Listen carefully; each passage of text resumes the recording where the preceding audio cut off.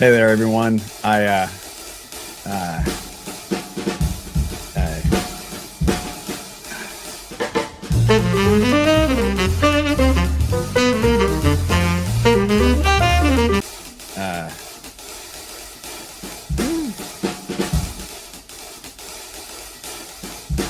Come on, America.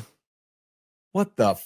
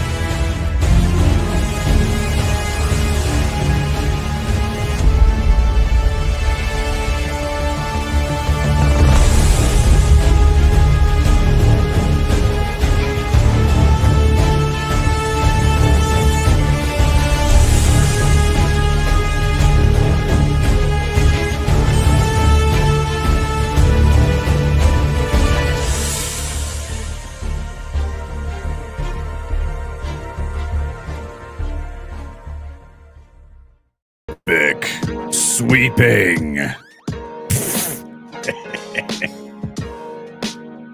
I mean, we had to make it seem like something.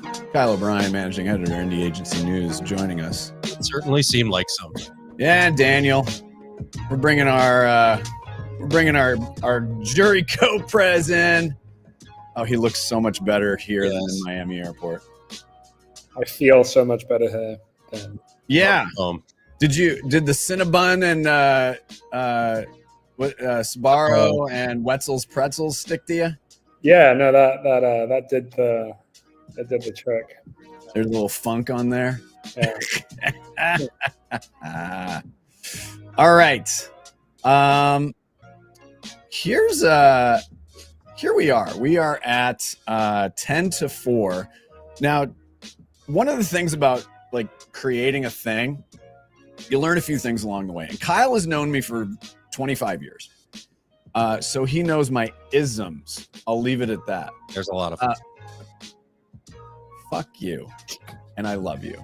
But here's what I will say is that sometimes Doug gets into his head that this is the way that we should do this. So the spirit of this, like the live streaming thing, was like an obvious one. But the top three. So in my head, we're going to go into the markets and we're going to do this. And it's going to be like the Miller Lite secret concert series from 1993. Well, the world's changed a lot. And people are like, yeah, we'll do a party, but maybe later. So here's what I've learned. We're going to do another live stream tomorrow for the top three. So instead of doing that thing, we're going to make sure that the top three get their shine and that we are going to celebrate that. I will say that we are still going to be in Chicago next week for the Cubs game. Got about 20 tickets left. So Chicago people, and if you know people in Chicago, let's get them on the hook here. So yeah, we want to have a nice little full house at the Cubs versus Kyle's San Francisco Giants at Wrigley Field, legendary Wrigley Field. But today it's 10 through 4. And Daniel, I would love your observations thus far because I was talking to somebody yesterday. I said, Daniel's a nice little counter to my little chuckleheadness. And you've been asking such incredible questions and to our winners. And I love that we're showing the work, we're honoring the work, but we're getting a little nerdy about this too, which I freaking love. Yeah, I mean, I think, look, design is. Sorry, are you still there? Yeah. No, it's that swing in and out thing. Don't worry. Yeah, you're good. I think so much of design is sort of about craft, and it often is about the details. And so, yeah, maybe it's a little bit geeky. I don't like to be too, philosophical about work. I just actually kind of get into like, the craft of it and what it took to really create it. And I think one of my observations is there's been a really nice combination of, obviously great design work as part of this journey, but also really thoughtful art direction as well. And without, getting into like an academic conversation about the difference between design and art direction, I think it's really nice when you see those two things coming together and where they really feel like one, as opposed to kind of separate disciplines. And a lot of the work, at least in the last 2 days, and I'm sure today, again, we were seeing that kind of synergy or that intersection, which I thought was really interesting. So that's probably why it's not just like, oh, this is beautiful work, but the why behind it, the craft is something. And I think craft should be honored. I think, I really do think it should be. I think agencies love to talk about the big idea, the big insight, and that stuff is very valuable. But somehow two agencies can have the same insight and the same idea. And if one is just better at the craft, it's just going to be better work and more effective work. Exactly. And I'll say the other thing too, that I've enjoyed about this too. And, as we grow the platform and as we grow all of this, the most important thing is understanding the core philosophies behind it. Because if you're a marketer, if you are looking to partner with an agency, you need to understand how they think. Yeah. And that's incredibly important, because I think a lot of times we get the surface piece of it, which is this work is beautiful, but the why it's beautiful really matters more than ever. We lost him. That's all right. He'll come back. I'm happy. It's okay. No.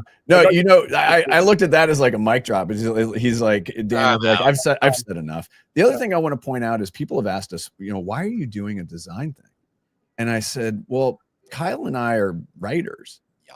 And I've said this before, that design in all of its forms, by the way, so UX and CX, environmental design, industrial design, anything design related, there retains and remains this incredible sense of wonder, because for Kyle and I, we're words.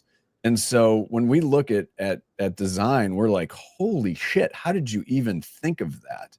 And Kyle, I mean, you and I have talked about this forever. It's a little bit of a fanboy thing, but the other piece of it too is that indie agencies don't necessarily get the opportunity to showcase their design work. So, I mean, Kyle, you and I nerd out on this stuff. Oh, absolutely. I mean, I some of the best people I've ever worked with are the designers that made my words pop, count, come alive in so many different ways. And I always kind of went, God, how do they do that? And they always went, well, I can't write worth shit. So, but, right. But at the same time, you have to look at this and say, okay, this takes real craft. It takes real know-how, and it takes a lot of energy to put behind to get the right design that speaks to people, that pulls them in, and that actually sells something. So, yeah. It's real craft. True. So let's get cooking. Number 10, I think I got this slide right, is our friends from Vegas. Where's Riley? And then Henry's here too. Henry, come on in. Come on, Henry. You can do it. You can do it, Henry. Turn the camera on. Oh, you're off camera? Yeah, I'm actually at the airport right now. No, you're not. You're sitting at the Win at the $100 minimum table. I know what's going on. Listen, he's at McCarran at the $100 table. That's true. Oh my God. Have you ever played the slot machine at McCarran? I did that once. One. Yeah. Did you? Yeah, I never play because I lived in Reno for 3 years. But I dropped a couple quarters in, won $200. So hey, oh yeah, and then you walk away. Yep. Before we dig into the work, let's take a look at this fantastic Sizzle McSizzleton. Let's face it, your kids don't listen to you. And they don't listen to advertisers either. But you know who they do listen to? This guy. Can I drink this? Put it down. Moose Toys partnered with the most popular influencer on the planet to launch a new collection of slimy toys. Introducing Mr. Beast Lab. To break through to kids who have seen it all, we built a real 50-foot slime tanker from scratch, and we crashed it right outside the doors of Comic-Con. We have a very minor toxic waste spill. As early morning crowds lined up, workers in hazmat suits opened the back to reveal the slimiest, most surreal toy store ever. Fans at the tanker got to be the first to purchase Mr. Beast's exclusive line of toys. And we had slime dunks, where fans could dive into a toxic waste barrel to win super rare Mr. Beast Lab toys. We invited influencers and their followers with cryptic briefcases that could only be unlocked after discovering the secret code. Enter authorization code. Driving thousands of fans to our experience. To launch the new toy in a way that was tangible, memorable, and slimy. The best toy line in the world. 88 custom design warning posters, 4,400 tanker store visitors, 15,000 Mr. Beast Lab toys given away, 400 gallons of slime poured, over 24 million views, and 112 million impressions. Mr. Beast Lab toys became the #1 action figure in the US.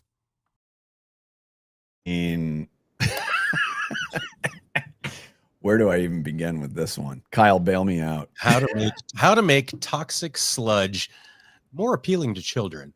No, Jesus, the color scheme on this was the thing that did it, because everybody goes green with slime and sludge and things like that. And I love the hot pink and the blue, because it's like less noxious somehow, but it's still got that. It's still got that keep away but totally come here. It's like candy sludge. I love it. I know. Riley, walk us through. Riley and Henry, walk us through the brief real quick. Basically, the team really wanted to find a way to cut through all of the stuff that was happening at Comic-Con, which is already, and it's full of self-described weirdos. And so we knew that we had to do something. The team knew it. They had to do something completely outrageous, completely weird, something that's actually engaging, not just a photo wall. Not just a photo wall. Not just a photo wall, not just like giving out stuff for free, having something that people can do something with their hands. They can actually get quite literally dirty into the nitty-gritty on it. And what better way than with toys? Specifically with these collectible toy items, like people who are interested in those things, they want to get the ultra rare. They want to get the experiences that other people don't. And having this as a one-time installation does that. Yeah, no. Henry, your observations on the brief execution, some of the things you learned along the way. Yeah, I mean, the whole experience was really cool to be able to see, getting such a, hands-on experience and being able to take consumers through, the different toys and being able to make like an experience out of it. And the real impression that it made on me is like really think of ways to blow out these ideas and make it, really impactful and memorable in the minds of visitors and consumers alike. Yeah. What was surprising? What was surprising, either of you? What was surprising about the process? What was surprising about the reaction? Because obviously you have a goal of we're doing X, Y, and Z to achieve A, but along the way or during the activation, what were some things? Or were there things that surprised you? I mean, I think one of the easiest ones is like, specifically as somebody who's not really into the toy collecting, hasn't ever been to Comic-Con, like finding ways to like kind of cut through that chaos was a huge goal. And it's Comic-Con. There's so many cool things. It's California. Yeah. There are 1,000,001 things that you can be doing. So having people lining up bright and early, fully in costume, fully in gear, ready to participate. I think that was probably one of the more surprising elements of it, as well as just finding ways to engage outside of social media, which is where Mr. Beast in particular thrives, is on YouTube, and trying to bring that into a in-person experience and making sure to get that buy-in from all fans of all ages. No, I love it. Daniel, over to you. Yeah, I mean, I don't have much to add, except I think a lot of design agencies, including ourselves, whenever there's an opportunity to do something in experience design, it's often an opportunity you sort of jump on because it just feels so much, sort of different and more exciting than just working on a kind of visual identity system. And, you're literally creating an experience for your clients. And what I like about this is a lot of experiential design does end up being you call it the photo wall and the sampling. And there's sort of like certain conventions, if you will, or like a bit of a formula that you'll often see with experiential, because often people are looking at experiential as production for social, right? It's not really about the experience. It's actually about what do I get that I can then pump out through social. And so just what I love about this is not just the thinking and like the color palette, like Kyle was saying, but the attention to detail in terms of like how this was executed, even just from that. I obviously never went to this, but from that film, there was just a lot in the detail of it. And I can only imagine it required that level of detail in order to break through, because like you were saying, this is a place where people have an abundance of, kind of entertainment. So the only way you're going to get their attention is if you craft something special. So look at really well done. Up detail, which is really important. I mean, look at the specificity in It's super cool. That's what I mean. I again love the idea and I understand the breakthrough, but I just think, it takes a lot of work. And then I guess my own curiosity is was it hard finding like production partners that could really, like, did you have sort of almost like an experiential production partner that like does this and knew how to do this? Because frankly, that's often our anxiety when we have done things that are more experiential. It's like we don't have these sort of producers in house, so you're always a little bit at the mercy of other people to kind of go and build this thing out and make sure that the people are showing up in the suits at 5 o'clock in the morning, or all those little things are more like operational, but they're kind of critical for this to get pulled off and to work the way it did for you. Well, I mean, honestly, those are our guys in the suits. Those are our guys out there doing everything. Yeah. But we partnered with I think 3 production crews to help kind of pull all of this off, as well as with some of the local manufacturers in Vegas and in the LA area, in order to actually create the tanker and build all of the stuff that went into it. Unreal. It's very cool. Just unreal. Well, congratulations, Henry. Have a great flight. Thank you. Do you want to tell us where you're going? I'm actually going down to LA right now for a reception for my pop's bone marrow transplant. Okay, man. Sending good vibes. Good vibes, man. And listen, I met Billy years ago. So Henry, I want you to have a Billy story for me when I come to Vegas next time. Is that a fair trade? Yes, sir. I got many. Of course. I'm going to leave it at that. But seriously, Henry, sending all the good vibes, man, to you and your family. Riley, thank you so much. This is great. So glad. And really, I want to point out that R&R Partners, part of the Worldwide Partners Network, WPI, John Harris and Company. I'm going to be going to Chicago for the conference there next week. And we really appreciate John's support. And Riley, thank you so much. And we'll catch up with you soon. Thank you. All right. You can hang out because we do a little wave at the end if you want. So you can go, you can stay, whatever works. All right. Thank you. Oh my God. So fun. Yeah. All right. Let us move on to number 9. And it is our good friends from Los Angeles and Minneapolis. Tabitha's spinning around. And Amanda is on mute cheering. So before we get started with this, well, you can unmute, but I want to show this. Playing professional tennis is all about pressure. Well, there goes the racket. You've got to say it. It has been coming, that. Then off the court, they have to deal with this. What's it been like to be something of the bad guy? I don't ask some stupid questions like that. So you should fact check that? Honestly, are you asking me this? You have been quite disrespectful and you're patronizing me. tennis players aren't machines. They're real people with very real mental health challenges, some of which made international headlines. So, when Tennis Channel came to us to help attract younger fans, we came up with a safe space where audiences could engage with the athletes, not just as pros, but as people. Which brings us Warm and Fuzzy. Hosted by former pro and Daily Show contributor Michael Costa, it's a breath of fresh tennis air. Don't show this to my coaches. Launched in February of 2022, the love for the show was immediate. It's like I'm in a tennis ball.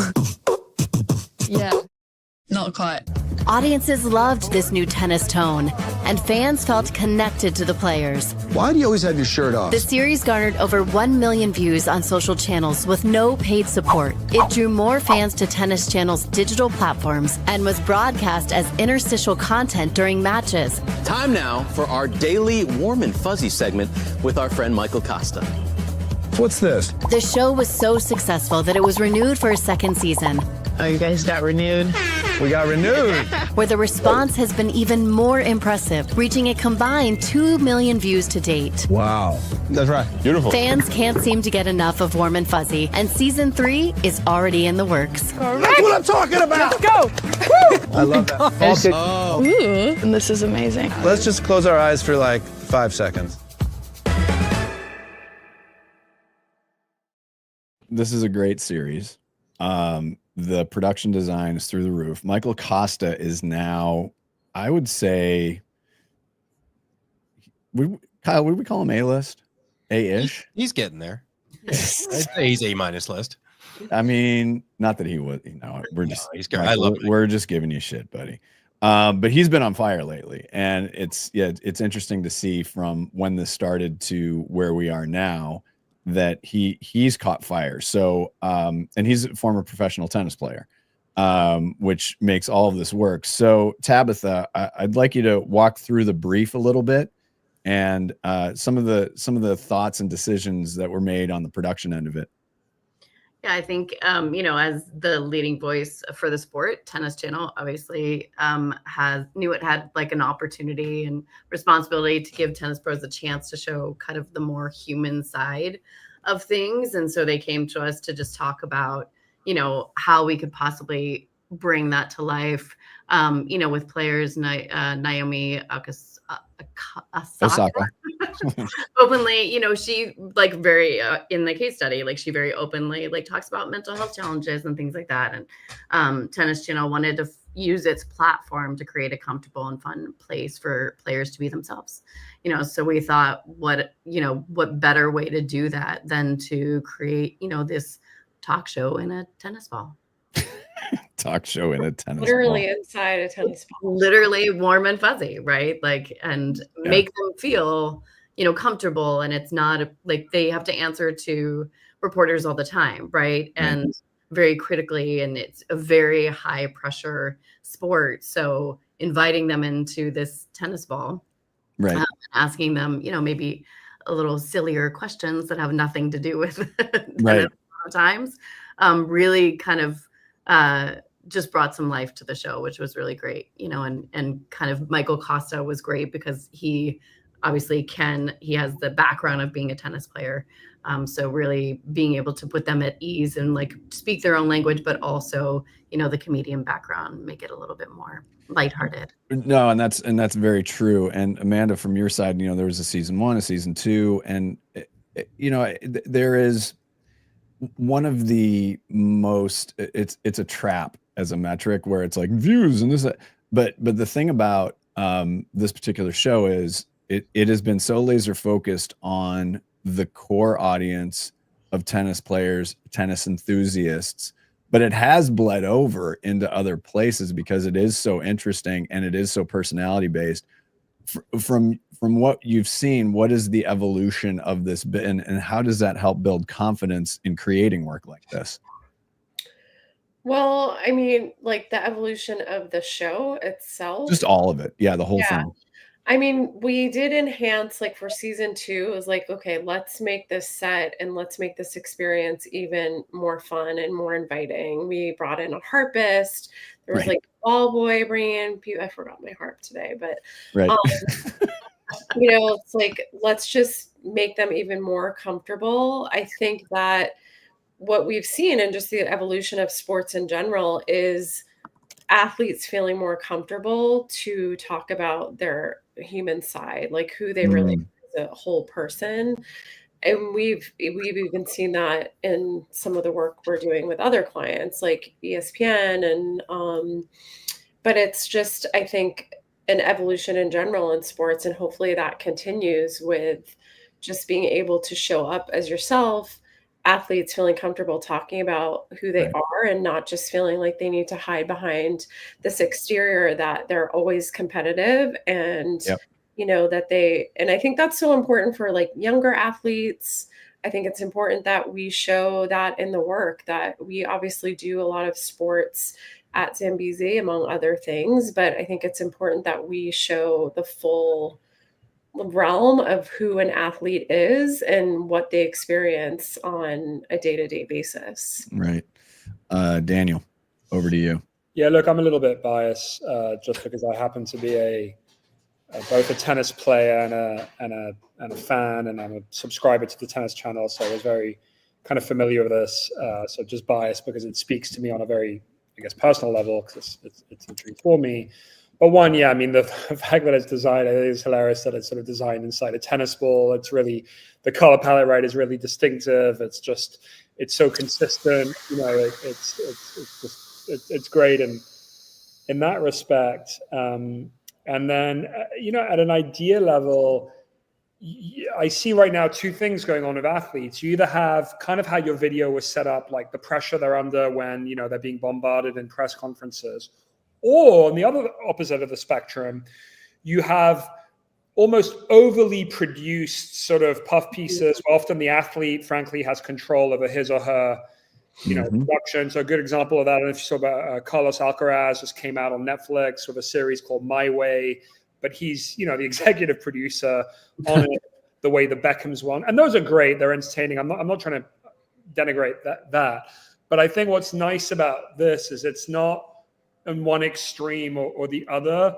It's just sort of this really playful, fun, inviting kind of middle ground where they literally do just get to come and sit and be themselves. And I think there's just something very refreshing about that. Again, when you look on the spectrum of how athletes are showing up in culture and especially in media. So just very well done and super fun. And because it was happening like alongside like live tournaments, that was even more important, right? Because it's like, oh, come now and sit down, do your episode, kick back, relax. Yeah. Literally like grab a pillow or a Snuggie. Yeah. That was part of the challenge too, even developing this idea in the set, right? Like it had to be very modular and mobile so that way, like wherever they were taking it, they first did it at Indian Wells and then they, moved, but we had to be able to take this and move it, since they were at the tournament, which was really cool too. Sharp. Kyle? Yeah, it's very comforting.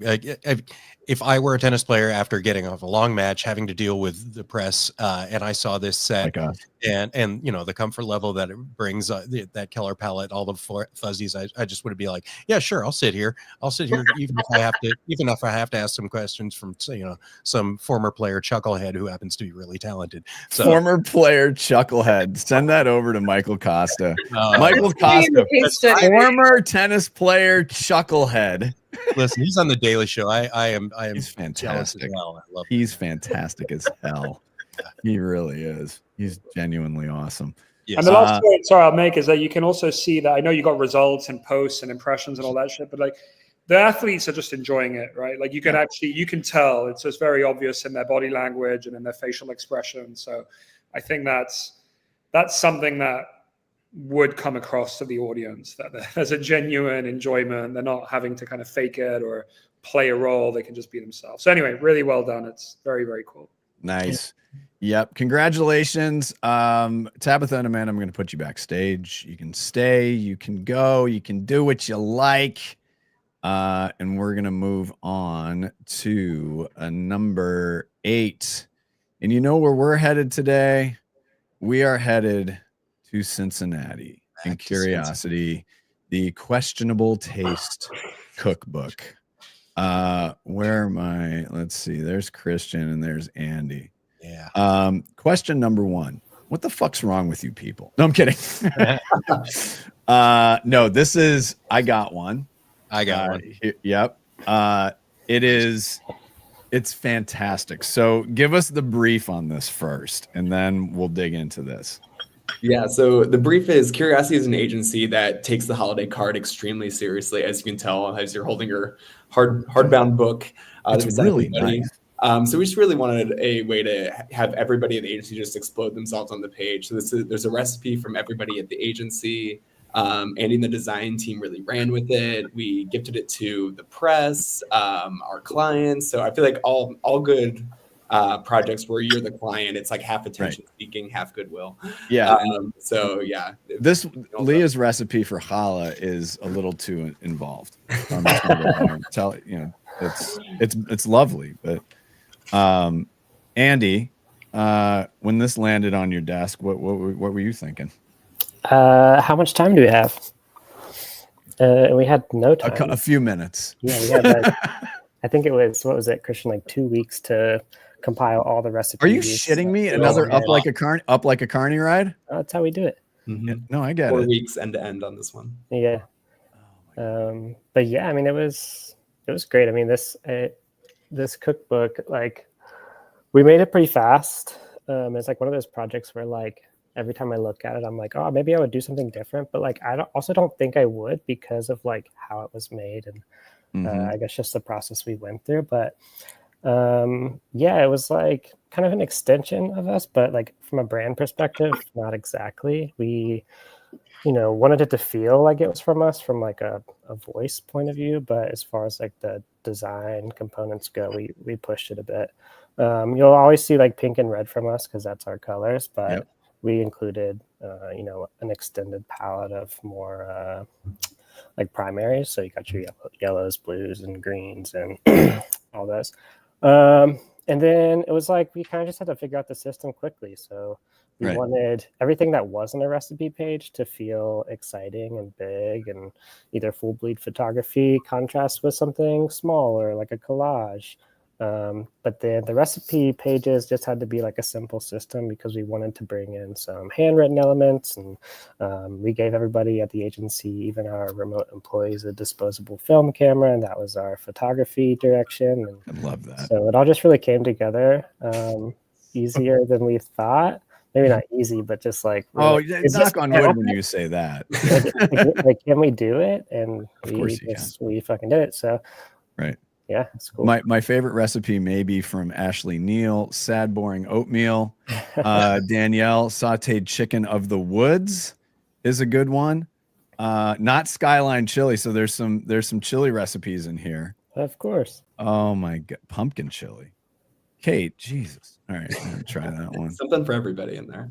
Yeah, I would say. What I really liked about it is I got it, and I've done the holiday card roundups for Adweek, for 4 years running, and I always want to be like, please make it something interesting, please make it something fun. I got this. I was like, oh, thank God, this is so much fun. And I love the fact that there's this dichotomy of, okay, you've got let's go to the first slide here. You've got Campbell soup being poured into it. It's excellent. It's just there's so many levels that this works, and questionable taste is absolutely the best name for it. And I love the typeface. It's just, there's a sense of whimsy about it. There's a sense of fun, but whimsy. Yeah. Whimsy. I know. I'm just making fun of my dialogue all the time. No. You make fun of mine all the time. So kiss my ass. Easy. Yeah, no shit. Of course, Ashley Walters has a cocktail in here. Please continue, Kyle. And then we'll move over to Daniel. It's a lot of fun. And the design work just makes it pop and makes you just want to keep turning the pages. It's genuinely outstanding. Daniel, over to you.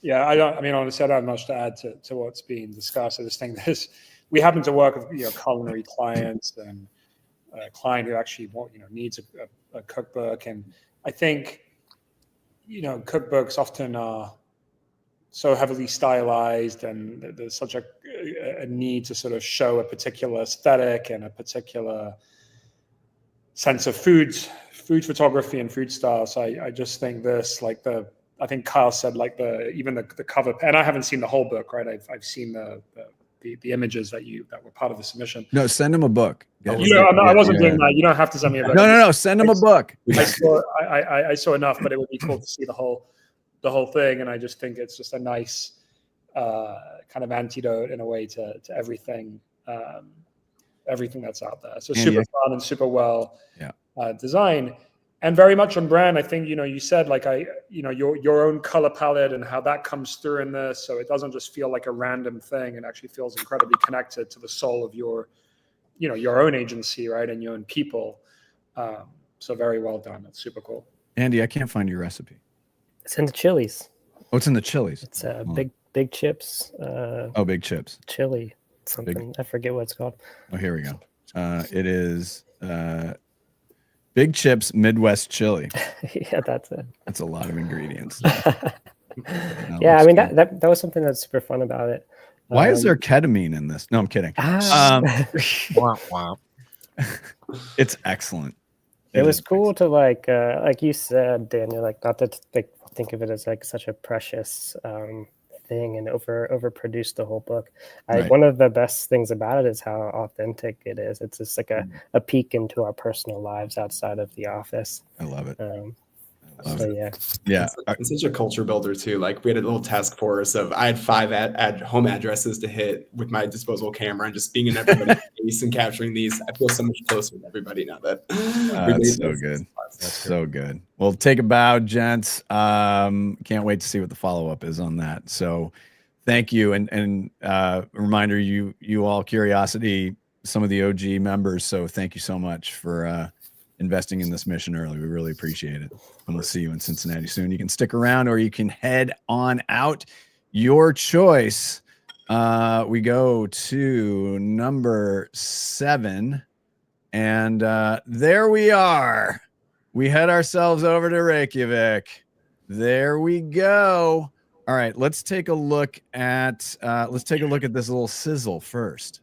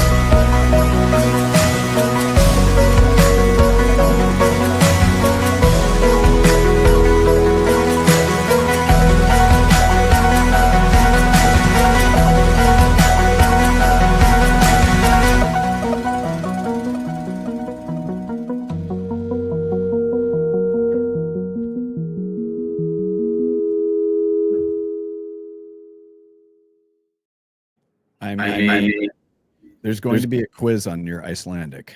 It's everybody. So just make sure. Okay. It doesn't matter. We just know that we were looking at something incredible. So Arnar and Gunhilda are joining us in Reykjavik. Let's talk about the brief, but give us a little bit of a background on the company too, because this was a situation of from before to after. So give us a little bit of background on the company and then what the brief was. Yeah, definitely.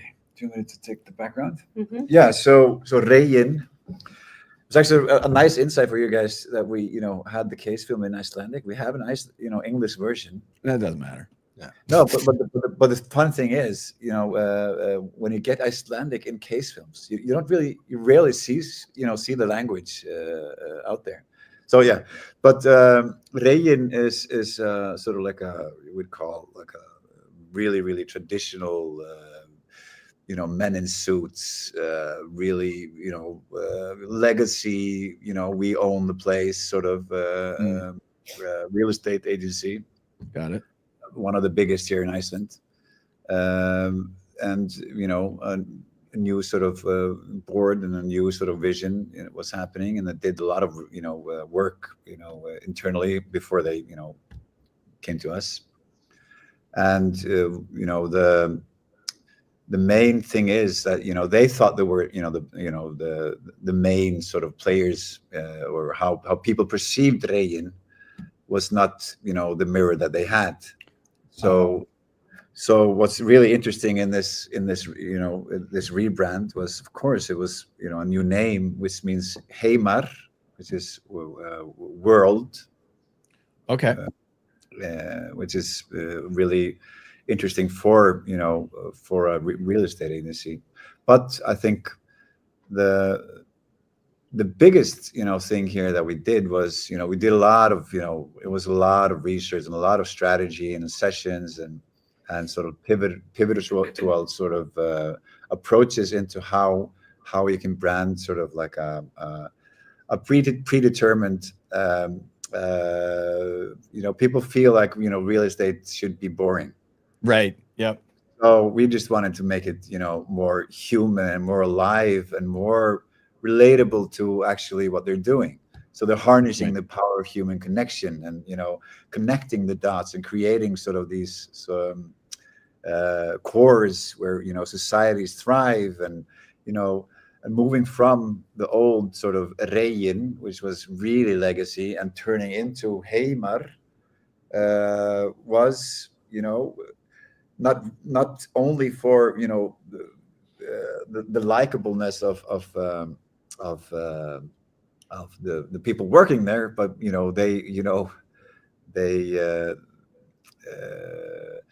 what do you call it? Got an English drop now. So that's okay. They raised 72.5% in the stock exchange here in Iceland. Wow! Just post a few months after the wow, rebrand, which is crazy. Yes. And the NPS score was 44% higher. So you see, so it's just completely turnaround, and they have a lot of people applying for they had really trouble getting people applying for so work. Now all of a sudden they're popular, and it's oh yeah that's amazing. Anything to add?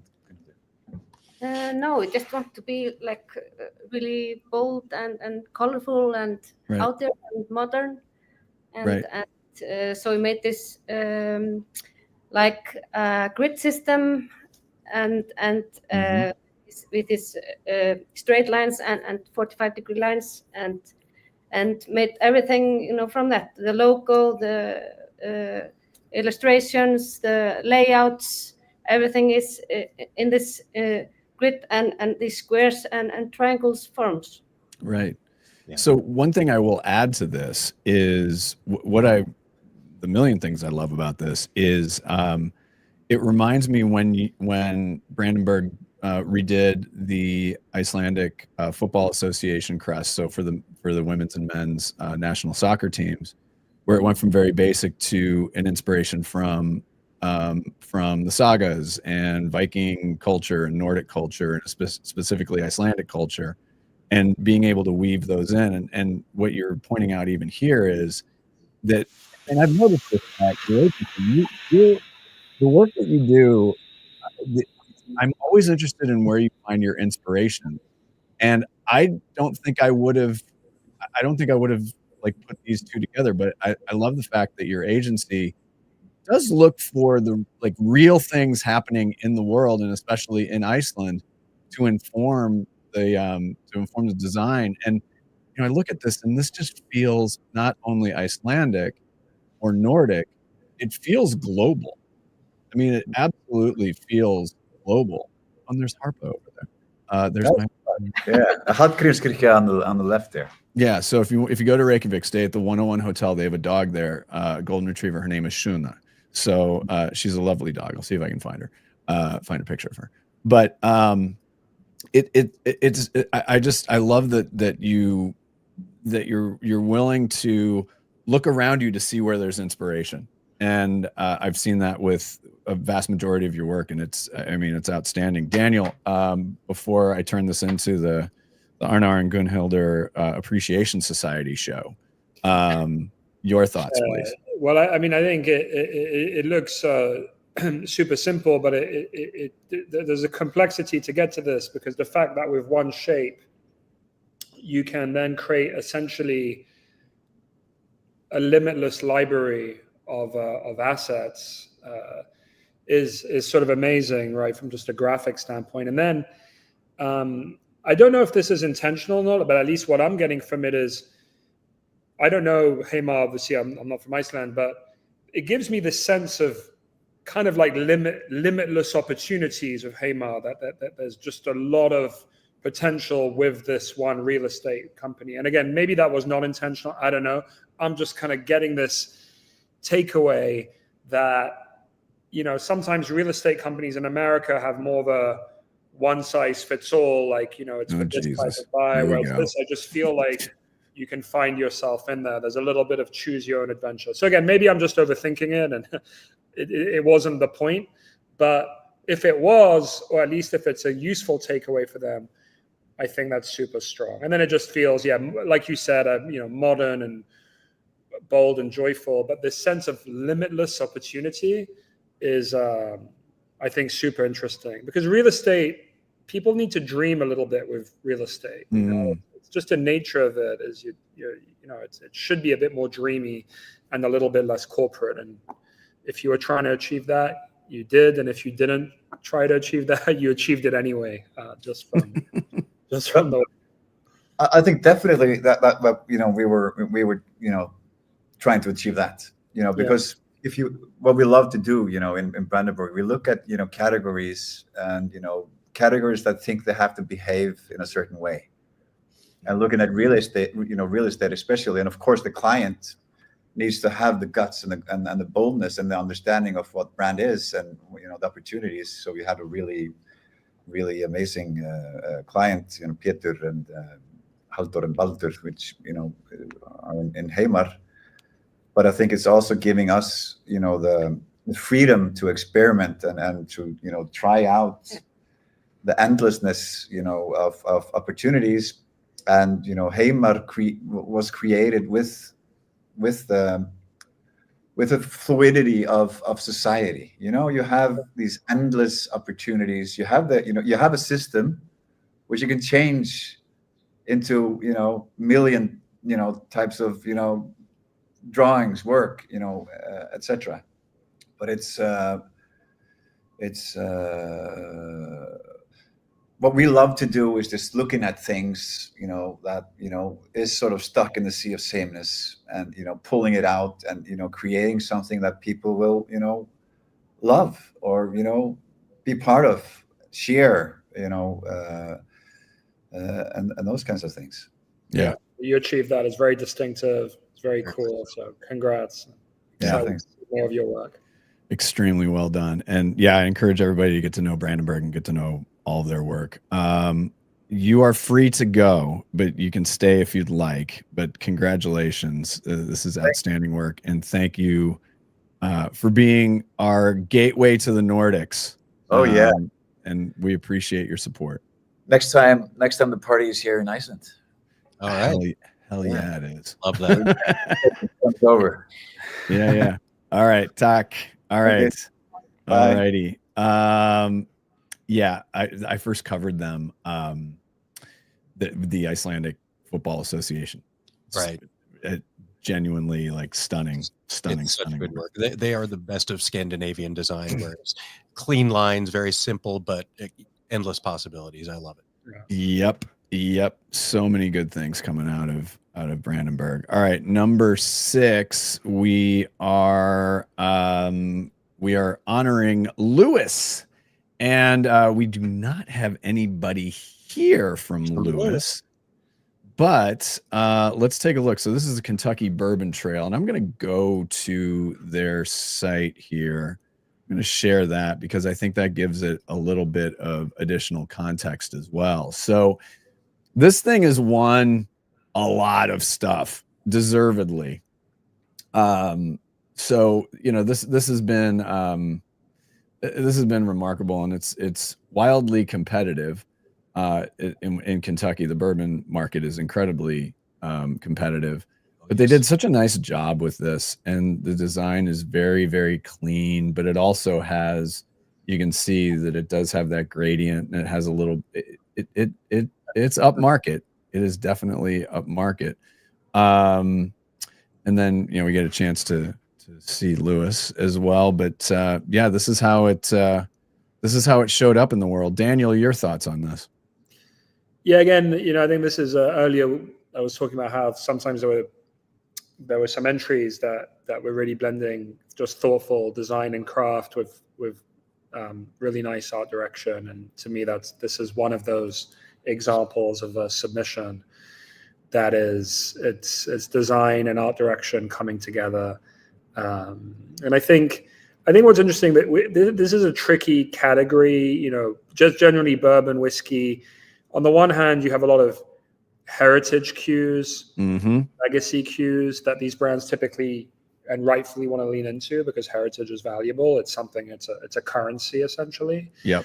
But what I really like with this is while it has that nod to heritage and to craft, which you would expect, it actually feels pretty modern at the same time. Like good point. These ones, they're not. They don't just feel like from a bygone era, but they haven't swung. The pendulum hasn't swung too far to try and be overly modern either. So I just think that it's a kind of a tricky one to balance when you're taking something that is a little bit more legacy and heritage driven, but you're trying to give it a shot in the arm and you're trying to make it relevant today. And I just think this team has really struck a nice balance between those things. So. Yeah, and Kyle, you covered Maker's Mark, so I mean, obviously this strikes a chord with you. Plus, being a little bit of a bourbon enthusiast. Yes, I got to meet these people down in Orlando at the ANA last year, and Orlando. Anyway, what it is, you really have to stand out in the hard liquor market, and whiskey is such a touchy one, and you said there's a lot of heritage that needs to be there. And I think that comes across in the logo. I think, that kind of, it looks like a sheen on a barrel. And that's kind of what it brought out to me. And, having been through this region and seen the beauty of it and the heritage of it, I think it really captures the modern sense of, hey, we want to bring these people in and show this heritage, but we also want to say that we're up to date. We're not these hillbillies with a still anymore. This is a high end product that you need to sip and really kind of take in here to know it. And I think they did a really good job of making people want to go there without giving up too much. Yeah, totally. They're saying they're in the studio. Oh, we got to find them. Hold on. Just. Yeah, Kyle. Yes. Okay. Yeah, stretch it. Let's go to another slide. Just keep going. I know. Bail me out.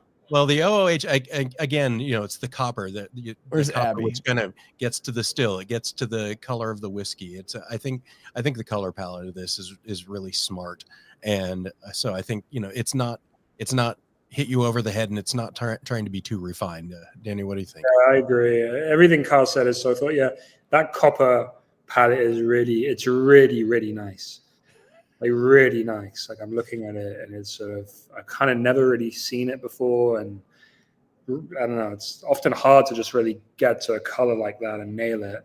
So yeah, are you saying, Doug, that the guys are in the Zoom or no? No, they're not. No. All right, well, they're not. I just gave them the link again. So, just keep going. Okay. Kyle, talk about the run you took earlier today. No, I'm kidding. No, I did not take a run. I have the flu. Right. The glass on this is, I love this because at Maker's Mark, they have some Chihuly glass installations and they have glass artwork all over the place. And, glass is something that's very important to when you're drinking a bourbon, how it swirls in the glass, how the glass kind of interacts with it. It's kind of cool. I know you're laughing at my stretching, but hey, this is what pros do, right? Well, you're calling yourself a pro. That's fine. No, well, I'm a professional something. You are a maybe professional. Maybe not this, but all right. So Roy is going. We want to give them a fair shake to come in here. It's like, it's like you're talking about us, but we'd like to talk about ourselves as well. You should. Yes. As well, you should. Agreed. All right. So let's see here. We'll come back. Let's do this. We can make this work. So we're gonna go. We will come back. So when Roy gets in, we will take care of it. In the meantime, we are going to go to number 5, Lafayette American. They are not here as well. So, but Butterfly Superhighway. Let's take a look at this. Yeah. There we go. This is a very nice piece of work. Very, very nice piece of work. Yeah, and so what I want to go to is the Butterfly Superhighway. And then when Roy gets in here, we'll talk to Roy.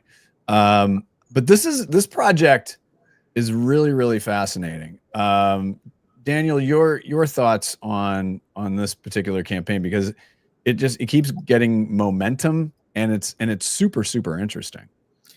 Yeah, it's really interesting. I mean, it's a beautiful. You can see there the use of typography is really important in this particular work because there's just a lot of type. I mean, it's a super long name, right? Butterfly Superhighway. I mean, those are both long words with a lot of letters in them. So the font and the type they're using just gives those a lot of personality. And then also the juxtaposition between the type and the color palette, which is tight, against there was some imagery as well, like against there's some beautiful kind of imagery of nature that I think is really really nice and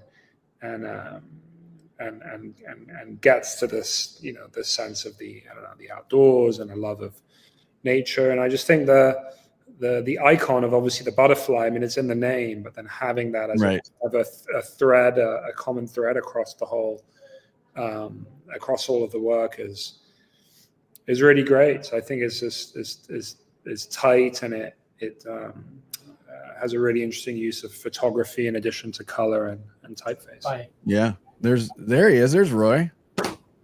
Roy, hi. Hey. We're talking about Lafayette American for a moment, and then we're gonna come back. We're gonna come back to you. Yes. Your thoughts coming in. Well, I feel like Larry King. All right, your thoughts. Hold that thought. Your thoughts, Roy. Go ahead. Well, no, I caught what you guys were saying as you went through the work, and much of that was spot on. Yeah, I mean, it's beautiful. Yeah, thank you so much. Well, let's go back to you. Sure. Kentucky Bourbon Trail, Kyle. I've said a lot about this already, but I think it's beautiful work, and I think it really captures what the Bourbon Trail is all about. So let's hear you. Nobody needs to hear more of me. Let's talk about the brief, the strategy, the execution, et cetera, et cetera. You have carte blanche, Roy. Oh, thank you. Well, the brief in a nutshell was basically like this was kind of a pivot point for them. They started the Kentucky Bourbon Trail was started by the Kentucky Distillers Association about 25 years ago. Well, exactly 25 years ago, and they approached us. I think it was about 2 years ago now. to kind of look at their branding, but then also basically go into the branding and the messaging, but in a way to sort of reflect how much bourbon has grown, especially even in the last 10 years. The audience is more diverse. So addressing that, but then also just like you guys were saying, like challenging some of those preconceptions or misconceptions about what bourbon is, what Kentucky is specifically. Getting people interested in coming to Kentucky, beyond the hardcore bourbon fans. Right. That was kind of who we were trying to appeal to. And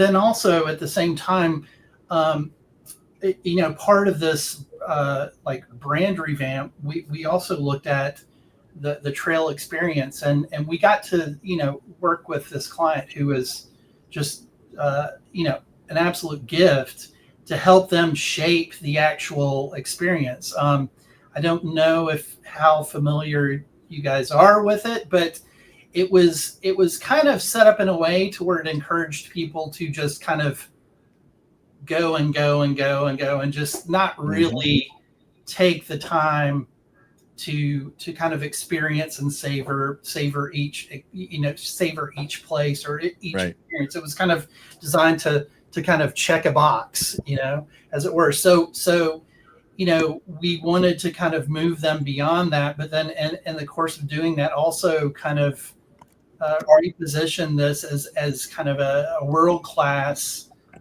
experience. That's a little bit of all of the mix and the brief. It's kind of like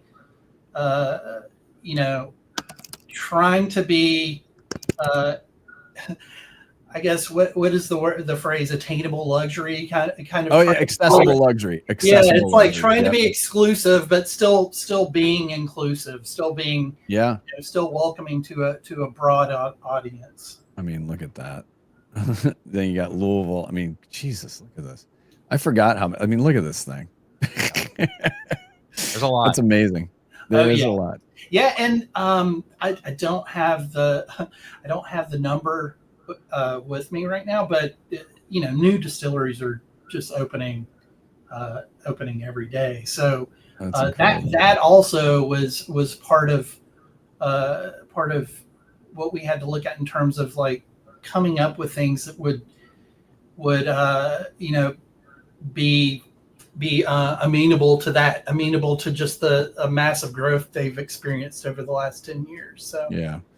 No, that's really, really cool. Daniel, you stretched the last time we were talking. Anything else to add? No, I think I said everything that. Yeah. And I was half paying attention. Roy, are you in Birmingham? Where are you? Yes, yeah. So the creative team, like at least the design part of the team is in Birmingham. The rest of the team is all in Nashville. So the Nashville right.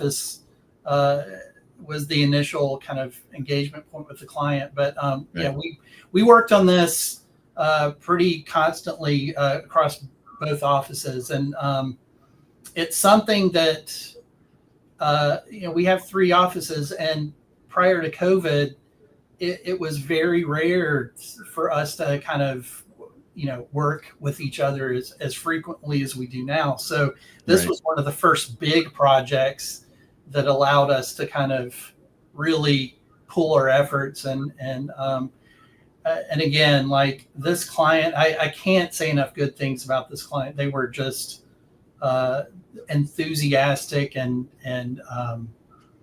just really got what we were trying to do. So that helps, Daniel. Right? Yeah, absolutely. Yeah. I mean, going into this, like we knew this is just a it's a fun project, and in many ways it's a dream project. So we had an inkling, we had an understanding of who they were as people, but they just continued to surprise us along the way. I love it. It was just a great experience all around. Pleasant surprises are a good thing. Yeah. All right, Roy. Well, thank you so much. Go to Griner's Bakery down in Birmingham. Definitely. I'm gonna come down and work for him for a few days. I already promised him that. Okay. So I'm stuck with that. But congratulations. Excellent work. Thank you so much. All righty. We're going to put you backstage. You're welcome to stay. You're welcome to kick out. We are wrapping up today with number 4. So patient. Our friends at Ammunition down in Atlanta, the ATL. Can you hear our office shouting in the background? I can hear all 3 of you shouting. It's amazing. Also, a reminder, Ammunition Worldwide partners as well. So nice to see a couple WPI in the top 10 here. But let's I'm gonna start with this. Let's just all soak this in for a second. It's Q4. All alive. Our end of year push is well defined. May your holiday stay evergreen. Whatever the hell that even means. Jargon all the way. Optimize your holiday. Fancy words they always pay. Jargon all the way.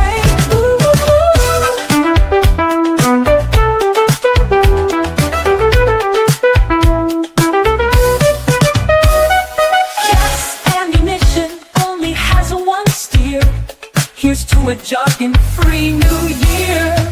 Jargon all the way. Jargon all the way. Optimize your holiday. Fancy words they always pay. Jargon all the way. Jargon all the way. Jargon all the way. Optimize your holiday. Fancy words they always pay. Jargon all the way. Question number 1. Are you all okay? That's a wonderful question. Fortunately, no one had to get dressed up for that. We're using all emerging tech trends there, our tools here to get that music video accomplished. But that was sort of the nature of the entire project, is that we wanted to do something like a gift for our clients. And of course, as was even mentioned earlier, you don't have enough time. Everyone has other jobs to do. So we wanted to sort of experiment with how can we use emerging tools to offer something that would just otherwise be completely off the table. We're not inherently musicians. A few people kind of play and have that craft, but we love ideas and we love to dream, and we're able to kind of get it across, into our clients' hands. Kyle, did you get this one when you were at Adweek? I did get this one. It was fun. Again, those that stand out on the holiday card thing. I was like, okay, it took me a couple times to go through it. And I was like, oh, okay, all right. They're playing with some AI. They're playing with some fun stuff, and they're having a great time with it. I mean, there's just this sense of fun, and then the color palette is just all retro fun. And who doesn't love a little bit of ABBA dress up? Oh my God. Let me play a little bit of my favorite song, which is Better Look Busy. You better look busy. You better not lie. You better start typing. I'm telling you why. Project management is checking in. She's okay. I can't even. I mean, it's just when I was at Adweek too, we'd get this stuff all the time, and this is some next level shit, Daniel. Yeah, no, it kind of blows my mind as well. I mean, what just some curiosity, was everything made in it? What was made in AI and what wasn't? The design wasn't, right? No, the songs, all of those were created with AI technologies. We used a few different software to accomplish that.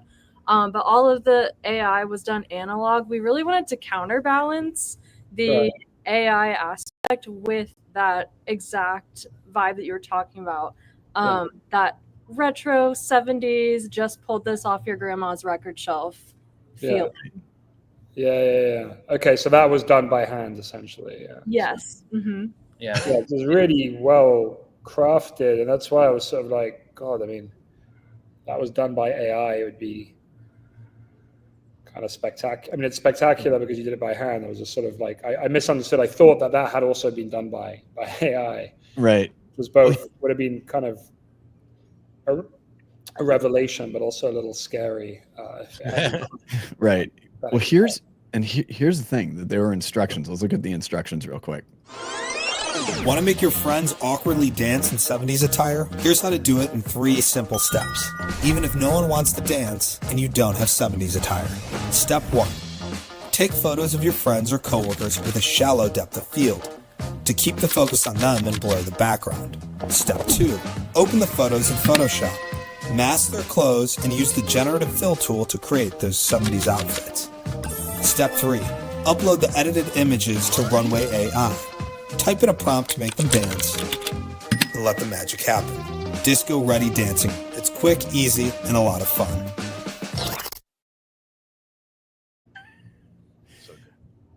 Yeah. I mean, that's so simple. If there's one thing we'd add to it, that our philosophy around AI is really centered around this idea of intelligent augmentation.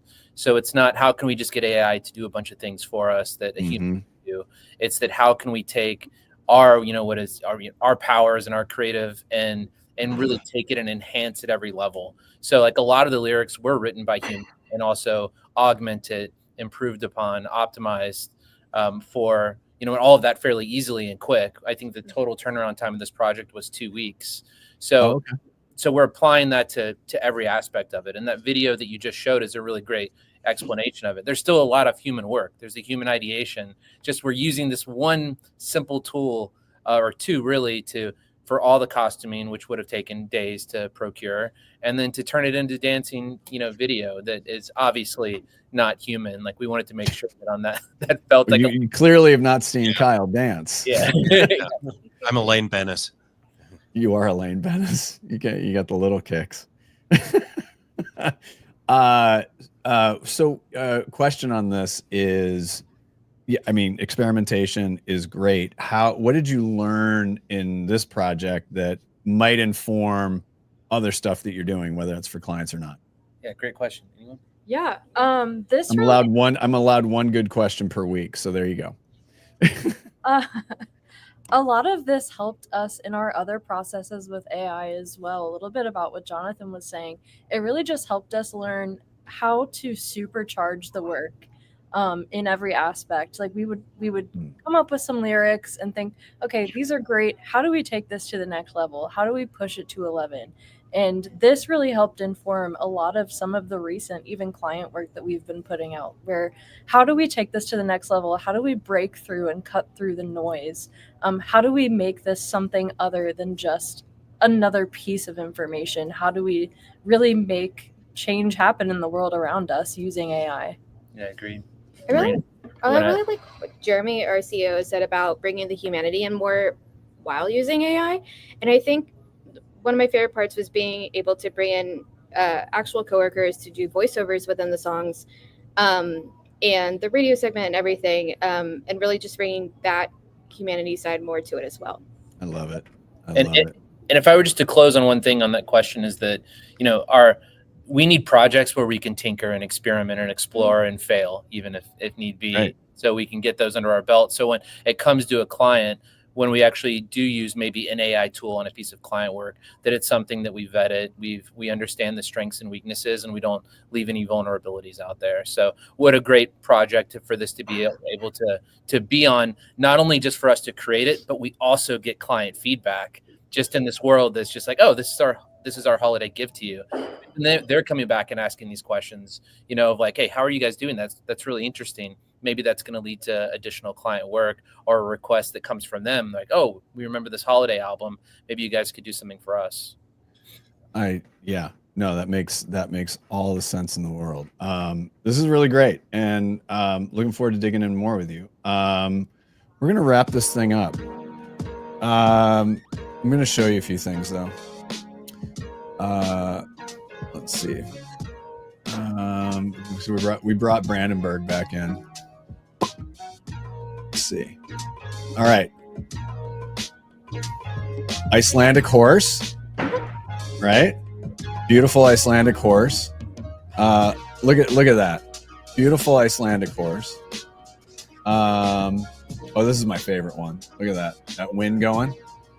And then I did mention, huh? Doug's vacation slideshow. It is my slideshow, and there's Shuna. That's the Shuna dog. There she goes. Nah. Yeah, look at that face. Beautiful. Yes. All right.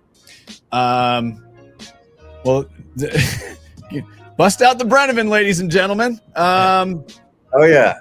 Yeah. We'll send it over. Oh God, no. We have paint thinner here, so it's the same thing. And I mean that in the nicest way possible.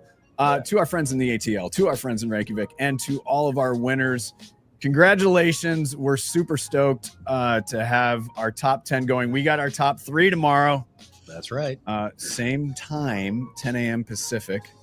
Very excited for us to award the top 3. So I'm going to give you guys a chance to wave goodbye. You have everybody at Indie Agency News. Thank you so much. Congratulations. And we'll see you.